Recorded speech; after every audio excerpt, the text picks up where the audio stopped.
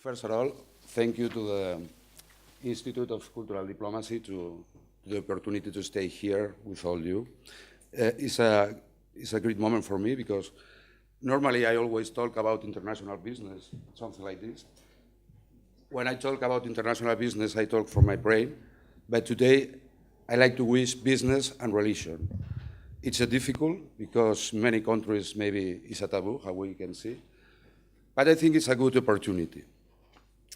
This is our plan for these 20 minutes. It's difficult in 20 minutes. Mr. Nonell, I will give you this mic so you No can problem. move freely. No problem, no problem. No, I prefer like this. Yes, It's okay. Thank you. This is, if we have time to our planning, we talk about global ethics, where to search a global ethics model I propose in India, and the two key principles of global ethics, that for me is the fruitful of religions and the AIMSA principle of nonviolence. And if we have time, why do we need a global ethics model? I wish to apologize, it's very important, if I will offend to some follower of religion, analyze it here, where through ignorance of lack of information. Well, what is global ethics? One definition is the common values shared by the humanity. It sounds great, nice. Or a common fundamental vision of what is legitimate, just, and fair. Where we can find the sources of a global ethics? I think we have sources that are running, like Universal Declaration of Human Rights of United Nations. But here, with Islamic civilization, maybe we should think that it's not broad accepted. In fact, the Organization of the Islamic Conference presented the Cairo Declaration of Human Rights in Islam. Well, it's based on the Sharia and the concept of Islam as vicegerent of Allah in the heart. But also, the declaration shares a lot of common values. It's very important. But maybe some people talk about a response of the Islamic civilization to the UN Declaration of Human Rights. We have the Declaration of Fundamental Principles and Rights and Works from the ILO, and the Rio Declaration. It's a strong base.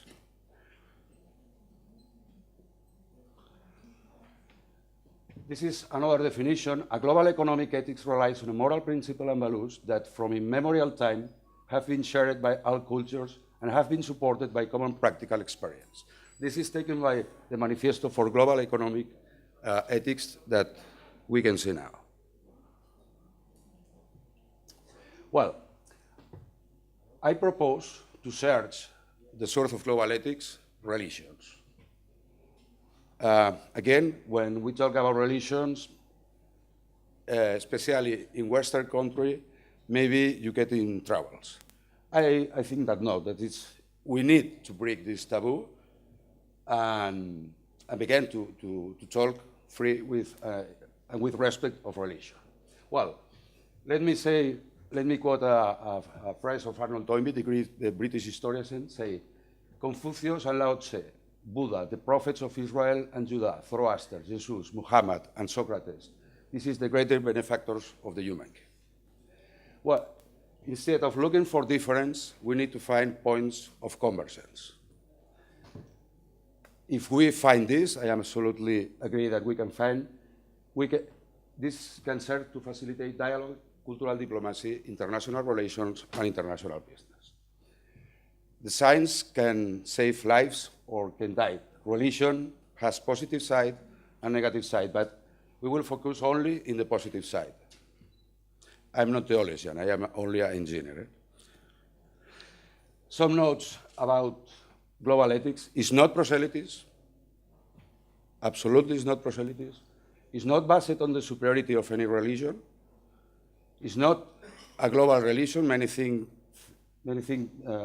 think that when we talk about global ethics, it's like Babaism, that is model of a global religion. It's not global ethics. And it's important. I think if we are able to find a model, it should be open to agnostic and atheistic people. It's still in development phase. mainly for international business. And the main weakness of the global ethics, I think, is with fundamentalist people of all religions. Well, again, it's very important, I think, that we need to break the taboo religion and business, okay? But we can break this taboo if we make it from respect and knowledge. Let me share my one experience, one personal experience, with one of the richest men of the world. I will introduce His Royal Highness the Prince Walid bin Talal from Saudi Arabia. He's a member of the royal family and is the founder and chief executive officer of Kingdom Holding Company. He's one of the world top investors in Apple, his corporation, Walt Disney, and one of the leading philanthropists, mainly in Asia, in Africa. 2 years ago, I think, or 3 years ago, we awarded His Royal Highness with a Master Honoris Causa in international business for 2 reasons: for his success in international business and for the civic accomplishment. Well, when I prepared my speech, all the people, all my colleagues say, Pedro, don't talk about religion. All the people say, you need to talk about business. I prepared all my speech about religions. With His Royal Prince, His Royal Highness, we talk about peace and development, about violence and poverty, the need for understanding between different religions of the world, between Muslims and Christians. We talk about business, ethics, and contribution to society are compatible. We talk about the vision, I think it's a good vision for today, of His Royal Highness is irrespective of nationality, race, or creed. And in the words of the Prince, to whom much is given, from whom much is expected. The other day, I was with one of director of a big company in Spain, and he said to me, Pedro, please let me help to define the profile of international business manager. And we talk about, well, he needs experience and educational background in international business, international marketing, pricing, contents, documentaries, credits, all these languages, English, French, German, maybe Chinese, Russian, Arabic. But I suggest, well, you need maybe a person with experience with knowledge and world religion and strong ethical principles. If he should to travel to Asia, we suggest to study Buddhist, Confucianist, or Taoist. If India is like a market, it's more complicated. You need to learn about Hindus, Jainis, Sikhs, Zoroastrian people. And if he or she should to travel to Africa or Middle East, maybe Islam is necessary, knowledge of Islam. Well, and I say, and open your mind, because the world is changing every day. 3 examples.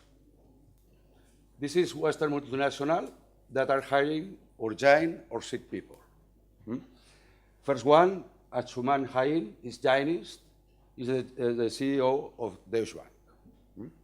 Another case, Jaipal Singh Banga is Sikh, CEO of MasterCard. Yogeshwar Singh, also Sikh, is managing director of the Rothschild Group. Only 2 comments, all the Sikh people has the same surname, Singh, and always brings the turban. Well, where we can find a global ethics model? I propose India. Why? India is the cradle of 4 superior religions, Hinduism, Buddhism, Jainism, and Sikhism. India and Hinduism is one of the most tolerant countries religion. Let me quote these beautiful words from the Bhagavad Gita. It's one of the sacred books of Hinduism. Thus I have exposed the most secret of all knowledge, meditated on it fully, and then do as you want. India is the world's 3rd largest economy and is the largest democracy. This is a picture of the religious diversity in India. We can see Hindus, Muslims, Christians, Sikhs, Buddhists, Jains, Catholic, Christians, Jewish, all the people is represented. One example of this tolerance of India and religions, we can see here. The Prime Minister of India, Manmohan Singh, is Sikh. Sikh is less than 2% of the India population. If we see the minister of Mauman Singh, we can find 6 people, Muslims, Christians, Buddhists, atheists. Well, the 2 key principles of global ethics. I think I speak about in the first part, but truthfulness of relations and the principle of ahimsa, of non-violence. And Ronald Toynbee, again, the principle of non-violence of Mahatma Gandhi and Sri Ramakrishna, testimony to the harmony of relations. Here we have the approach and a spirit that can make it possible for the human race to grow together into one family. Let me introduce to Sri Ramakrishna. The principle is easy. All religions are truthful. They are paths to good, but they are not good. Maybe I prefer that read directly the words of Sri Ramakrishna. He said, "Good has made different religions to suit the different aspiration, time, and countries. All doctrines are only so many paths, but a path is by no means good himself. So the one is invoked by some as good, by some as Allah, by some as Jehovah, and by the others as Brahman. Everyone should follow their own religion. A Christian should follow Christianity. A Muslim should follow Islam." Many Hindus today believe in the holiness of Jesus, of Rama and Krishna, Buddha, Guru Nanak, Zarathustra. This is another spiritual leader that I think is very important, is Swami Vivekananda. He participated in the first Parliament of the World Religion in Chicago 10 years ago. He said, "I am Hinduist and I feel fine. The Christian should be a good Christian, the Muslim a good Muslim. Hindus cannot live without Buddhists, and Hindus not exist without Buddhists." Well, all religion, I feel convinced that share this principle. I select one word from Iran. I know that there are people from Muslim country. If I am wrong, please correct me. In Islam, in Holy Quran, we can read, to each of you, we prescribe it, a law and a method. Had Allah willed it, He will have made you one nation united in religion. And most important, accept this principle does not imply the conversion to any religion. Well, this is my theory that I try to prove with us, is spiritual leaders, Sri Ramakrishna, Gandhi, Dalai Lama, Aung San Suu Kyi, Nelson Mandela, are showing the path. And we can find now world business leaders that are exploring, developing, and even financing their teachings. Let me present 3 examples. Dr. Yusuf Hamid is the president of CIPLA Laboratories, is Muslim, is the pioneer in the global fights against IEDs. Thanks to his vision, the cost of treatment for these IEDs fell to $300. This is the vision of Dr. Hamid. I don't want to make money with this disease, causing so much damage to society. One of the directors of Johnson & Johnson explained with this phrase, in Africa, CIPLA is a temple, and Dr. Hamid is good. He's saving a lot of lives. This example is good because in 1939, Mahatma Gandhi visited CIPLA laboratory, was founded by the father of Yusuf Hamid, and inspired the founder to make essential medicines to the country and strive for self-sufficiency. We can see in the picture, no? It's a good example how a Hinduist spiritual leader is inspiring a Muslim businessman. If we analyze a little bit more about Yusuf Hamid, his father was an Indian Muslim, his mother Russian Jewish, has excellent friendship with Zubin Mehta, the music conductor, that is Jainist. And the general director of the CIPLA laboratories is Radhasinan, that is Hinduist. Yes? Another example, Chang Yu-fa is the general director of Evergreen, one of the largest companies of the world. Is the founder and the major director. Well, he belongs to Iquan Tao religion. Iquan Tao is a syncretic religion incorporating Taoism, Confucianism from China, and Buddhism. The Equantau recognized other religions as Hinduism, Islam, Christianity as valid religions. If we analyze the Eber group values, we can see that they are heavily influenced by Confucian ethics. Let me read the words of Chan Yufa. They say, "The joy of winning a lot of money is fretting by the pain you feel when you lose. But if that money is used to perform good works, it's wonderful to see the benefits of what you have given. That happiness obtained by doing a good deed will always be at the heart." We can see, I think, a clear Buddhist inspiration. Well, last year, I think he has donated all his wealth to charity. It's near $1.6 billion. And third example, Mrs. Indu Hain from India. Oh, I'm sorry, they say 5 minutes. I need one hour for less. Well, this is Jainis, is the president of Bennett Coleman of the Times Group of India. Is one of the most read newspapers in English in the world. She participated in the United Nations World Summit of Millennium Peace, religions, and spiritual leaders. Well, with your permission, I go directly to talk about the AIMSA principle. Well, what is? AIMSA, we need to understand as a broad concept, okay? It's not only physical violence, normally we understand here in Western. AIMSA is do not lie, veracity, integrity, respect for all life, justice, not corruption, social responsibility, philanthropy, and equality between men and women.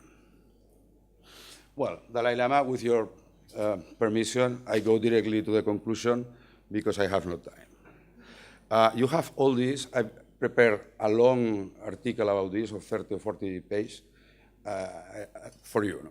Well, AIMSA is an attitude, a rights and an obligation. And I like to make a little experience giving the AIMSA concept of non-violence. 1 minute. Here. And apply the Zoroastrian vision to the AIMSA principle. Zoroastrian vision is good thoughts, good words, good deeds. What's happened if we take this principle to our AIMSA concept? Okay, AIMSA should arise in our thoughts. This implies self-control, veracity, honesty, integrity, non-greed, and respect. I think it's very important for the company in the global economy. Any thinking part of the company should practice AIMSA. All the marketing and business plans should be designed under AIMSA vision. Product design should be AIMSA. Not malicious Chinese product life cycle that we can see in many products. And maybe also to develop product service for all mankind that we can see in another example. Is also fair praise policy. Well, for me, it's one of the greatest businessmen of today, but we have no time to analyze. But Dr. Punawala vision is health for all the humanity, with affordable vaccines. The half of the world children population is vaccines with this product. No? He reduced the price of this vaccine to 60%. Well, after our words should be AIMSA, that means truthful communication and marketing policy, fair contracts, agreement, all this. Our deeds should be AIMSA, not physical violence, not to kill, not physical abuse, respect for the environment, charity, philanthropy. Well, in my speech, in the right paper, you can find all this information. Please, if you have time, read. Go directly. AIMSA is also respect for all life. It's the principle of humanity's protection of human rights.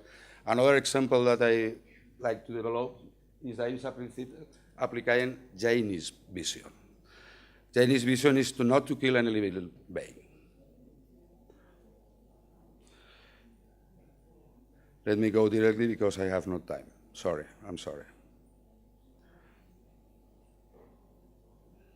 Well, why do we need a global ethics? We need for international business, for globalization, for science, I think, for education, for politics, for dialogue of religion and cultures. Go directly to a new model of globalization based in this principle. I think it's free market based on the global ethic principles, respecting the environment and banking, and towards spiritual capitalism. Is the concept of Ahimsa company. Remember, leaders are showing the path, and the other businesses are developing these ideas. And we need to open here, mainly, I think, in Western countries, to another vision. I put some examples. We need to open to Hinduism. It's a good example of company. To Buddhism. If you have time, please read this case. He's the founder of Kyocera, and today is a Buddhist monk. It's interesting to open to the principles of other economies. I suggest the reading the Putting Buddhists to Work. They are another alternative to our model of globalization. To Islam, I think Islam has positive, like a zakat. Or I think it's very, very interesting the role of the banks in the global economy. By example, the Vatican say that the principle of Islamic finance might represent an alternative to the global crisis. To Jainism, to Christianity, I present here Carlos Slim from Mexico, the world's richest man. The last year he donated $100 million to the eradication of polio. And also to agnostics. I don't know if you know about the Giving Place initiative. It's very interesting. It's led by Bill Gates and Warren Buffett. Well, it's an initiative to take the commitment to the world's greatest billionaires to donate part of this wealth to the charity. Both they are agnostic people. You can, in Giving Place, they are Christians, Jews, Hindus, Muslims, all people. Well, let me read the conclusion.